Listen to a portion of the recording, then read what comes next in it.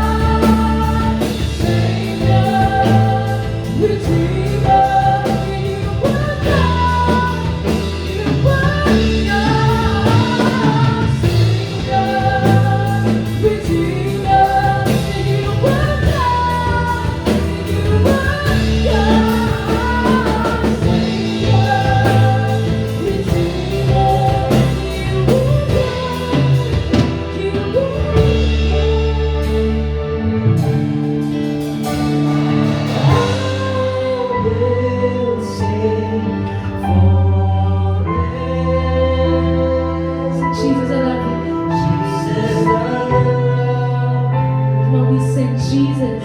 Jesus, I love Sing one more time. I will sing. I will sing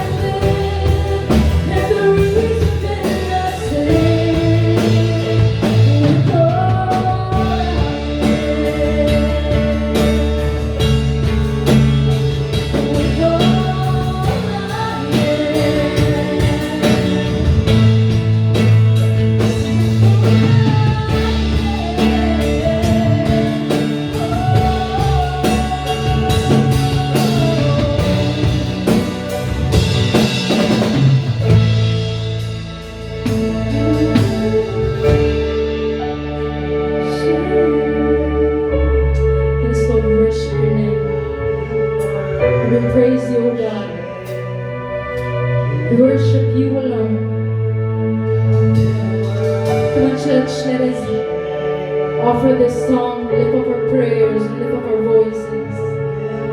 As we sing this. Come on, with one voice. I will worship. Speak louder for God. I will worship you.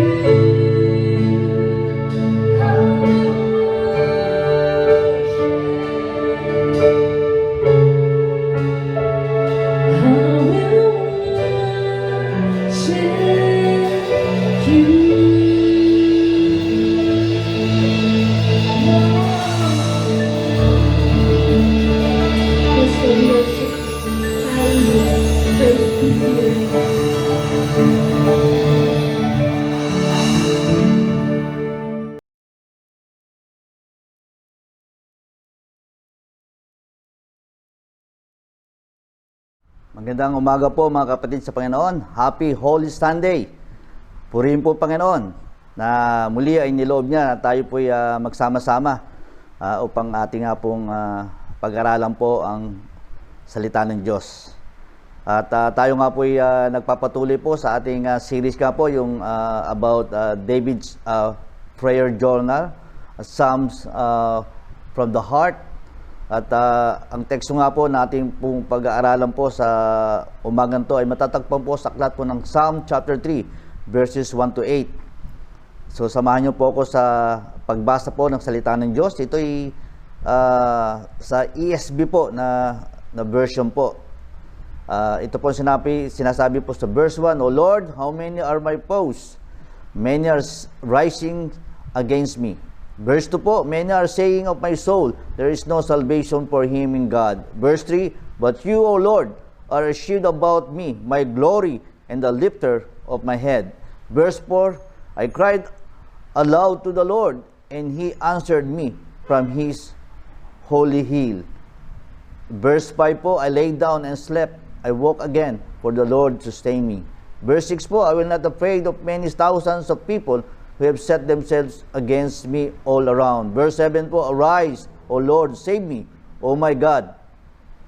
For you strike all my enemies on the cheek, you break the teeth of the wicked.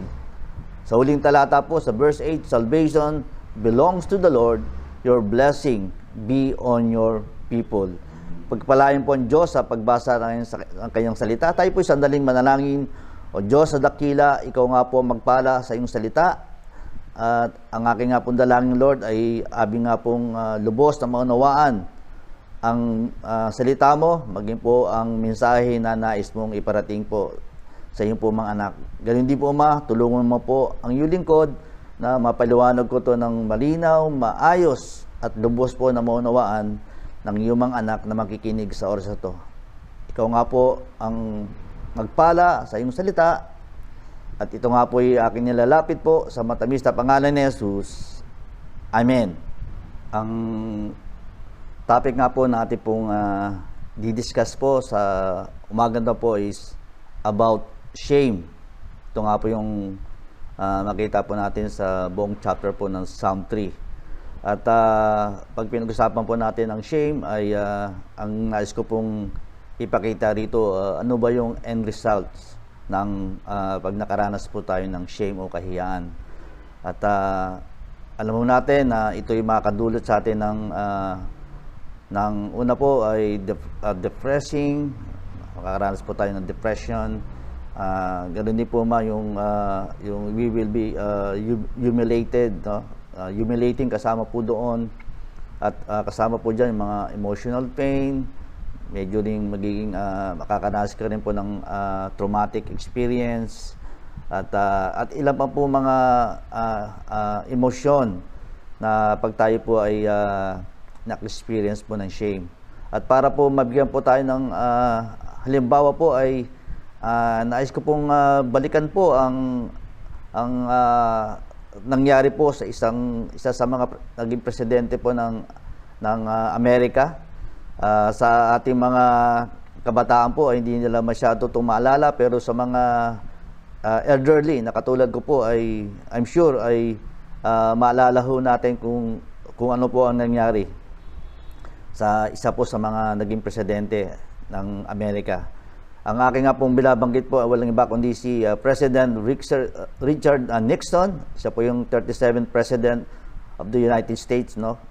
1969 at hanggang 1974 po siya na naging presidente.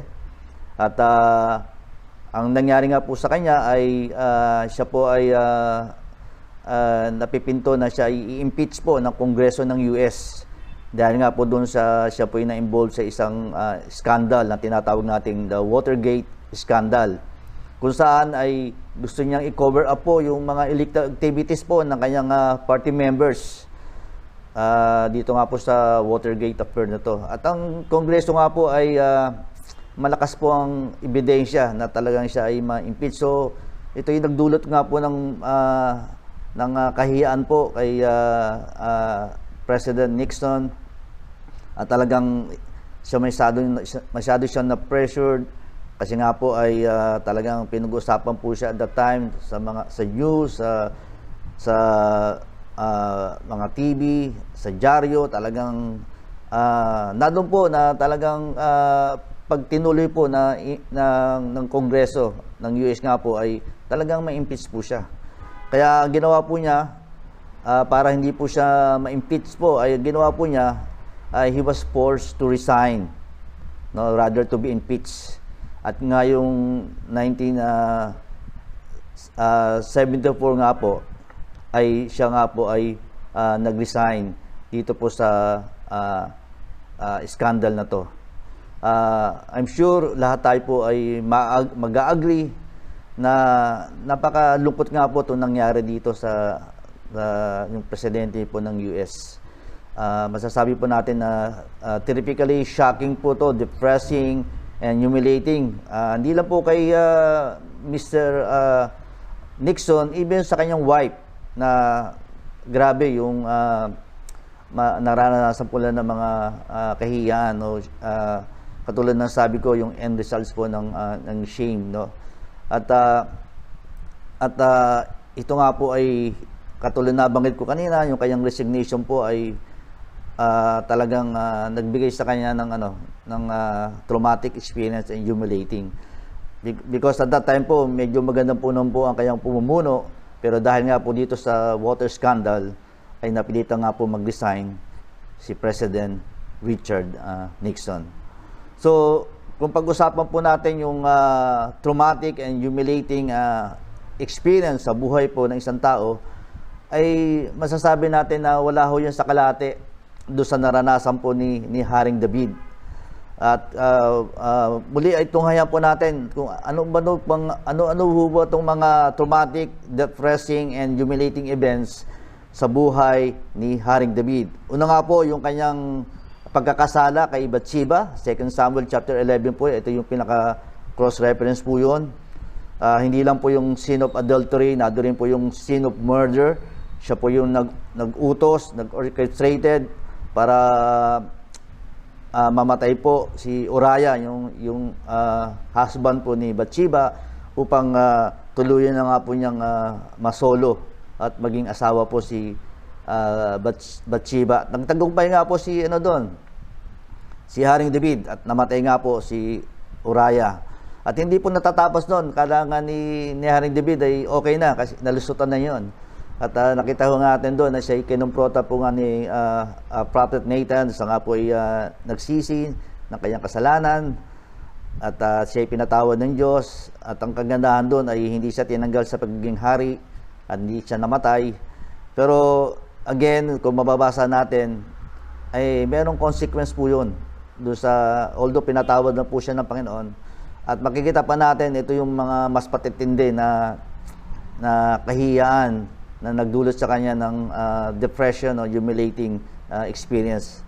So after that po, natapos na nga po yung kasalanan niya kay Bathsheba, yung kayang sin of murder. Ito naman po yung matindi na nangyari sa 2 Samuel chapter 13 verse 14, na si Amnon ay nirape po niya si Tamar na kanyang half-sister. Si Tamar po ay napakagandang dalagita o dilag at that time. Kaya po nakasunadahan po siya ni Amnon, although half-sister po niya yon, pero umiirap po sa kanya yung kanyang naisim po, at kaya na-rape po niya si Tamar. At nagkataon po si Tamar po ay meron po siyang kapatid na si Absalom. Yung nabalitaan nga po ni Absalom to ay siya po yung nagplano na patayin si Amnon. At sa 2 Samuel chapter 13 nga verse 28-29, at doon nga po ay napatay ni Absalom si Amnon. Po hindi pa natatapos po noon, kasi kung babasahin po natin ay nagtago po si Absalom, pero after 2 years bumalik po siya sa palasyo, pero hindi natapos po yun. At during sa kanyang pagbabalik po ay siya po ay ugnayan, nakipag-conspire po doon sa mga tauhan ni Haring David, at siya po ay nagplano po na pag-alkas o rebellion dito sa kanyang ama na si Haring David. So yun po yung makita natin na matinding mga karanasan ni Haring David sa kanyang buhay. At masasabi natin na yung kanyang mga karanasan, katulad ng sinabi ko kanina, is just the end results yung shame po na naging traumatic, depressing, and humiliating, including po na naranasan po ni Haring David yung emotional pain. So ang tanong ko po ay, how did King David reacted to these shameful experiences in his life? Pangalawa po ay, what did King David do when it seems that his life falls apart? Para bang ang binaksan ng mundo nito sa kanyang mga nangyaring hindi maganda? And of course, ano bang lesson po na ating po matutunan sa karanasan po ni Haring David? Bago po ako dumako po sa ating main outline po, ay nais ko lang po magbigay po ng konting background patungkol po dito sa Psalm. Ito po yung sinulat po ni Haring David nung siya po ay tumatakbo. He was running po from his son Absalom, kasi nga po talagang lumalakas na po yung pwersa ni Absalom at wala ho son choice si Haring David na siya ay lisanin po niya yung Jerusalem at siya ay tumakas po doon. At ang sabi po ng mga theologians, ito ay tinatawag na commonly called a morning hymn o a morning prayer. Yun po ang makita ho natin sa konting background po ng Psalm 3. At dumako nga po tayo sa pinaka main outline po ng Psalm chapter 3. At para po natin lubos na maunawaan po, ay ate pong tatalakayan po ang buong talata po. At aking nga pong hinati po sa tatlong bahagi po itong Psalm chapter 3 po. At ating nga pong tungayan po itong Psalm po na sinulat po ni Haring David. Sa verse 1 nito po ay ito po ang mababasa natin. O Lord, how many are my foes? Many are rising against me. Verse 2, many are saying of my soul, there is no salvation for him in God. So, yung una pong bagay na makita natin dito is what King David sees. Ano ba yung nakita ni Haring David? At dito yung pong makita natin po sa verses 1 ito po ay una po ay nakita po niya yung problema, the problem. Kasi makita po natin dito ay yung kaaway po niya ay na si Absalom ay marami po siyang naakit po na mga Israelites na gusto pong talunin po si Haring David at siya po ipaltan ni Absalom bilang magiging sunod na magiging hari. At patuloy po na nag-increase po sila in numbers. Kaya nga po nabanggit nga po ni Haring David na siya ay muli ay he cries out to the Lord. Na sabi niya, Lord, dumadami po ang aking mga kaaway. O, hindi lang po dumadami at sila po yung mga matatapang, boldest nga eh. At ang higit sa lahat, mamaya po ma-explain natin, sila po ay mga nangungutya at minamak si Haring David ng mga taon to. Ito nga po yung makita nga po natin sa 2 Samuel chapter 15. In short, yung buhay nga po ni Haring David ay nanganganib. Kaya po siya ay muli ay tumawag po sa Diyos. Ito po yung makita natin, yung malaking problema ni Haring David. At bukod po doon ay ito po mas matindi to na lalo po siyang na-hurt dito, na apekto po yung kanyang relationship sa Diyos. Dito po ay naranasan po niya yung emotional pain. Kasi po meron pong propaganda, the propaganda, o masasabi natin to na the black propaganda po ng kanyang mga kaaway na siya po ay nilidicure na hindi siya maprotektahan ng Diyos at hindi siya madideliver. Kasi may dalawang anyo po to na para bang sinasabi po ng kaaway ni Haring David, hindi naman na nag-exist yung Diyos mo, wala talagang Diyos, no? God does not exist. At bukod doon, kinakantsawan siya o kinukutya siya o making fun of na hindi, yung Diyos mo naman, hindi ka na matutulungan yan, no? Wala na yung pabor sa iyo ng Diyos, kaya wala na mangyari sa iyo. Kaya ito po yung masasabi natin na nakaranas po dito si Haring David ng emotional pain. Na-feel po niya to, nakita niya. Kasi ito yung binabato sa kanya ng mga kaaway, yung kanyang relationship with God. At para bang sinasabi nila na hindi ka na di-deliver ng Diyos, no? Kasi nagkaroon po sila ng idea na yung kanyang pong kasalanan kay Bathsheba at yung kanyang pong pagpatay po sa kanyang asawa ni Bathsheba na si Uriah. Ito po yung kinukutya para sa kanya na, ay, hipokrito ka naman, Haring David eh. Parang sasabi mo sumusunod ka sa Diyos. So, yung pag-anoint sa'yo ng bilang hari, hindi totoo yun. It's just a joke, no? Kaya, ito po yung propaganda na masyado nasaktan po si Haring David, no? Kaya po, ito po yung nakita po niya, na-feel po niya, na nagdulot po sa kanya ng masasabi natin humiliating experience and depressing. Kasi nga, yung kanyang mga kaaway, bukod sila ay lalong dumadami, no, matatapang at kinukutya pa po siya doon sa kanyang relationship sa ating Panginoon o kay Yahweh o sa Diyos. So what for us? So ano po ang pinaka-application nito sa atin? Ang Psalm 3 po ay magbibigay sa atin ng katuruan kung sakali po tayo ay inaatake po ng ating kaaway, ng ibang mga tao. Anong gagawin natin?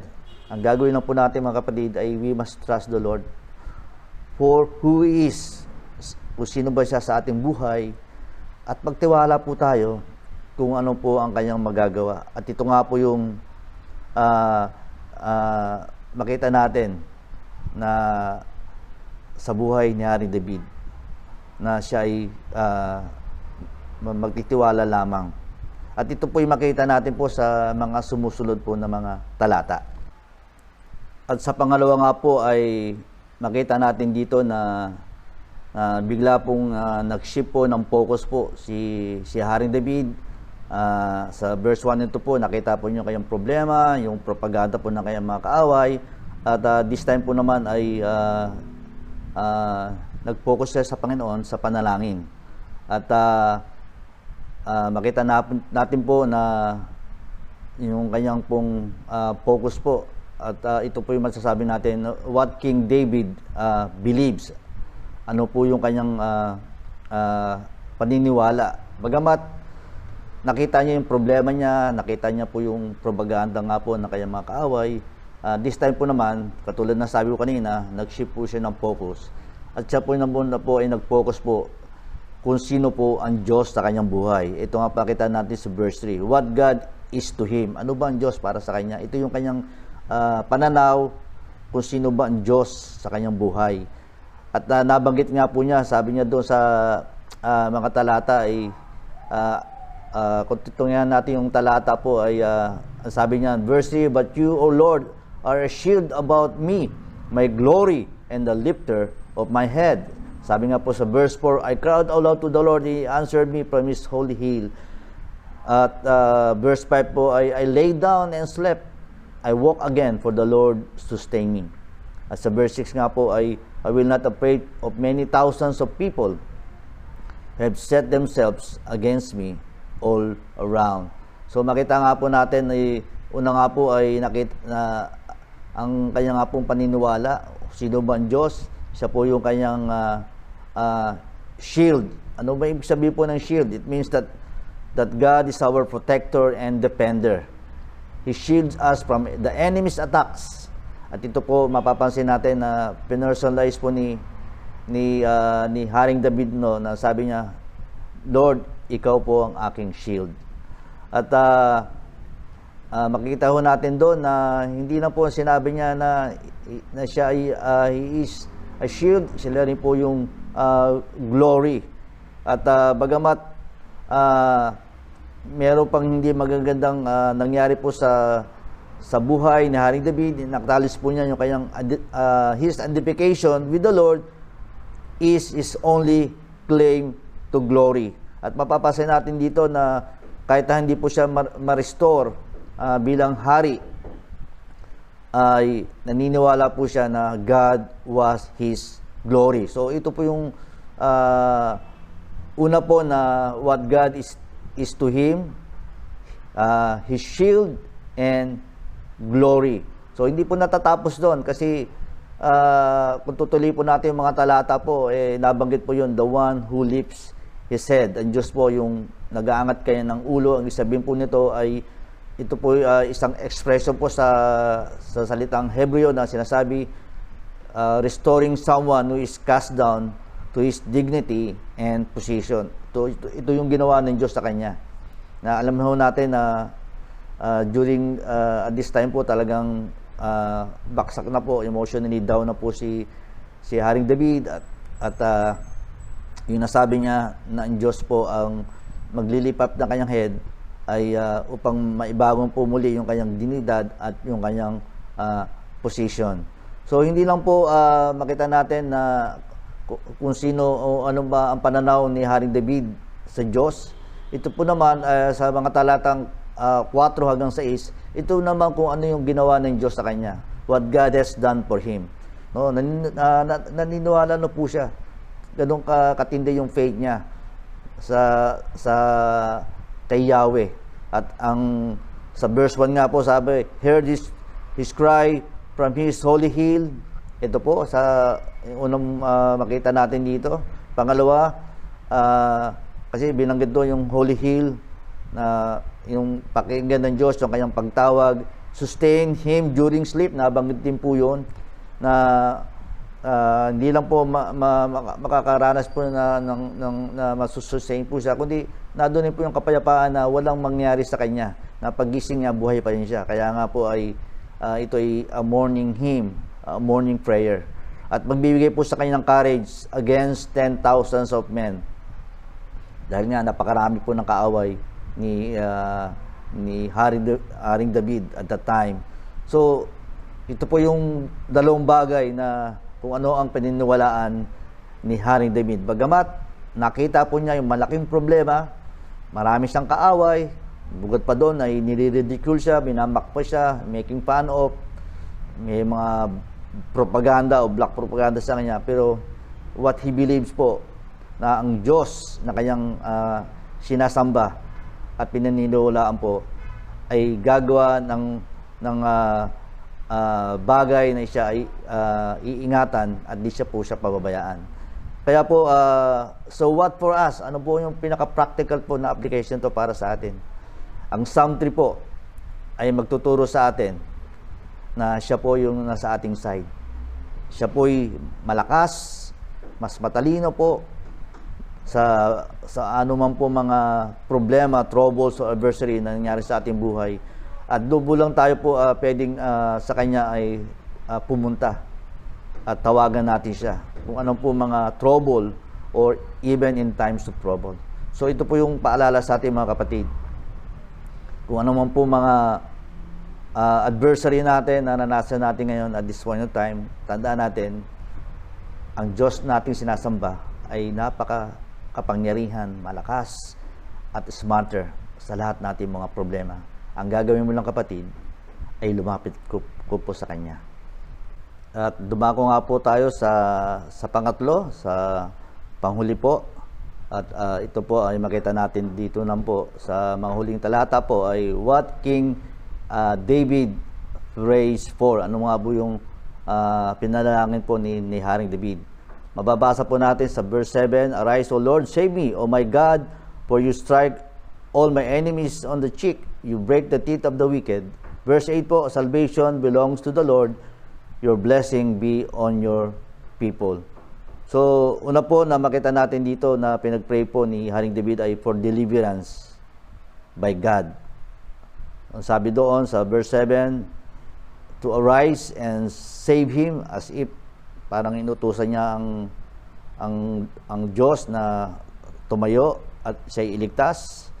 At makita rin din natin doon na kung paano yung ginawa ng Diyos sa kanya in the past, na doon po na having struck his enemies on the cheekbone and having broken the teeth of the ungodly. Kung mapapansin ho natin, itong verse 1 po ay ito yung ginamit rin po ni Haring David. Sabi nga po niya ay dumadami po yung kumakalaban sa kanya. At ito rin po yung the same bird po na nag-ask po siya sa Diyos na to rise up and against his enemies. At din po sa verse 2 na bagamat siya ay skeptics po na baka hindi siya i-deliver ng Diyos, ay again ito rin po yung ginamit niya, the same bird, to ask God to save him. At makita ko natin na nilalarawan dito ng kanyang mga enemy ay may mga matatalim na mga ngipin, kaya po na siya na ready po na to devour him, kaya inas po niya sa Diyos na to break their teeth para po maging powerless po sila at wala na silang kakayahan po na siya ay kagatin o to devour. At ito rin po ay nagre-reflect yung kasiguruhan ni David, yung kanyang sure confidence that God would act. And of course, yung pangalawa po na is of praise to God, yung papuri sa Diyos sa talatang 8 nga po. Una po, salvation belongs to God, na ito po yung final po na exclamation po ni Haring David na salvations belong to the Lord. Pinapakita rin dito ni Haring David na hindi po siya magdedepende sa kanyang mga troops o sa kanyang mga counselors na kung saan ay natalo po nga po nila si Absalom or any military strategy. At rather, in-acknowledge po dito na yung katagumpayan ay nagmula lamang po sa Diyos. At makita ho natin dito, when we cast ourselves to God alone for deliverance, He gets all the praises when He answers our prayers. At yung pangalawa nga po ay yung blessing upon His people. Ito yung huling request po ni Haring David. Your blessings be upon your people. Pinapakita rito yung panalangin po ni Haring David ay hindi po selfish, hindi pang sarili lamang. Bagamat siya ay inanoint bilang hari po ng mga taon to, at maging po yung pagrebelde o pag-aklas ni Absalom po ay hindi po naka-affected to negatively sa entire nation. So yung nang humiling po si David, when he asked God to deliver him, he saw it in terms of God blessings his people. So ito po yung makita natin dito. At mayroon pong tinuturo dito na sa panalangin nga po ni Haring David ay ito inaayon po sa purpose po of God's kingdom. Yung kanyang pong prayer po is in light of God's kingdom purposes. Yung prayer nga po that God will act so that He will be glorified and His people will be blessed and strengthened. So ito po yung nangyari po dito nga po sa panalangin po ni Haring David na i-bless po niya yung God's people. At ang tanong nga po ay, so what for us? Ito idadako nga po tayo sa practical na application. Ano ba ang lessons o tinuturo to sa atin? Ang Psalm chapter 3 po ay nagtuturo po sa atin na i-acknowledge natin ang Diyos as the source of salvation. Bagamat ang salvation dito ay physical, pero I do believe even sa spiritual aspect po, God is the source of salvation. And affirmation of faith that God alone can deliver and bless His people. So ito po yung makita natin po mga kapatid na katotohanan dito na we have to do is to acknowledge God as a source of salvation at i-affirm po natin yung ating pananampalataya na God alone ang magsasalba sa atin, magliligtas sa atin at magpapala po sa atin bilang mga anak po niya. At dumako nga po tayo sa ating conclusion at makita ko natin na si Haring David po ay binigay niya po niya itong kanyang mga hindi magagandang mga karanasan sa kanyang buhay, no? Yung betrayal, na doon yung po emotional pain na pwede pa siyang sabihin nearly na pwede siyang mamatay sa isang awit ng papapuri. At ito rin po ay nagtuturo sa atin na pwedeng gamitin ng Diyos ng ating mga worst trials sa buhay natin para lalo po maging mapalakas o to deepen yung ating pong pagtitiwala sa Kanya at mag-produce po ng papuri at na siya nga po mag-i-encourage po to His people. At ganun din po ay nais ko rin pong kunin po itong statement na to, and na ang sabi po doon, when life falls apart, you can experience God's peace by laying hold of Him in believing prayer. Mga kapatid, kung sa tingin po natin ay yung mundo po ay para mababakas na tayo ng mundo, at yung buhay natin talagang ganun nga po, magpo-falls apart, ay makakaranas ka po ng kapayapaan. Ang gagawin mo po lang natin ay manalig po sa panalangin, at ito nga po yung ginawa po ni Haring David. At tandaan natin, pag ang Diyos ay sumagot, sa Kanya po yung glory, pero yung joy makukuha natin, and God's people get the blessing. Yun po yung makita natin na pinaka-conclusion po ng ating nga pong pag-aaral sa umagang to. Ito nga po sa Psalm chapter 3. At tayo po sandali pong mag-close sa panalangin. O Diyos na dakila, salamat po sa mga katotohanan o paalala mo sa aming Panginoon. Na bagamat dumarating po sa buhay po namin po itong mga end result po ng kahiyan, bunga po ng aming pagkakasala. Pero salamat po, Ama, na nandiyan ka, na hindi mo kami pabayaan.